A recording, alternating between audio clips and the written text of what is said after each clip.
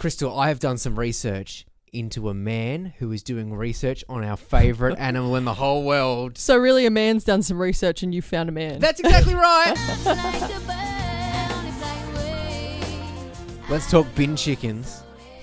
Matthew Denby is a bloke who can tell us every question we've ever wanted to know about these magnificent creatures. What? Matthew, first question. Did they actually come from Egypt? No, they don't. There is a really similar bird that lives in Egypt called the sacred ibis, or used to live in Egypt. They're extinct now. But no, the Australian white ibis is a native bird, despite what you may have heard down the pub or having read disreputable stories in the Daily Mail. Hang on. Matthew, what makes you so reputable?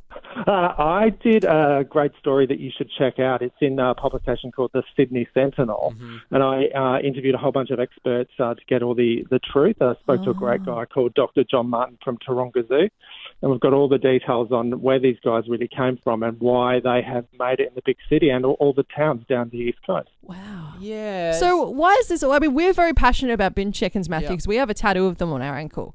But so I heard, yeah. What makes you so passionate about them personally? Well, I'm originally from Adelaide, and I moved to Sydney several years ago, and I was like, what the hell is that? I've seen them in the distance, but I'd never, walking down the street and there's this big bird sitting on a rubbish bin eating out of a Porto wrapper or something.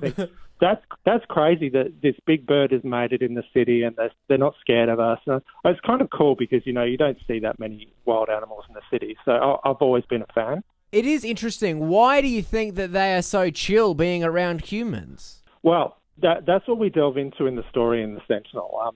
There's a lot of mounting evidence that around in the 70s, a lot of Aussie zoos and wildlife parks are really into this fashion at the time for having free flight native bird exhibits. So originally there's a place in Victoria called Hillsville Sanctuary, and they started it. Did they have bin chicken displays?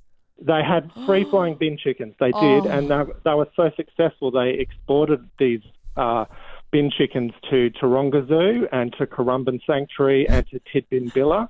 That's so crazy. And because they're used to living in a zoo, they're used to being fed by people. They lost their fear of people. They started, hanging around the outdoor cafes in the zoo, snatching chips and stuff like that. Well, our Billabong Sanctuary up here, they don't have to bring them in as free-flying birds. They're just here. So yeah. Well, the ibis has always been in Australia, but they only started hanging around in the cities from the 70s, 80s, and 90s. And there were two things going on at that time. There was droughts in the inland, so their swamps dried up and they had to go and find somewhere new. And at the same time, the zoos and wildlife parks were doing these experiments with free-flying birds. So what probably happened is you've got two things happening at once. You've got birds coming in, immigrating from the bush, and you've got birds that are coming out of zoos and wildlife parks with the knowledge that they can get close to humans and eat their food and do well. Wow. Unbelievable. I love that someone else has put as much enthusiasm and time into bin chickens I'm as we trying to have. think of a name for Matthew, like the bin... Ologist. No, the binologist. I was thinking the bin... No, I've got nothing. Binologist is going to have to do. Yeah, bin boy. A lot of people love them. Some people don't like them, but I say get over it. I mean, it's cool to have wildlife around, isn't it? That's right, even if it is living in your bin. And snatching your chips, yeah.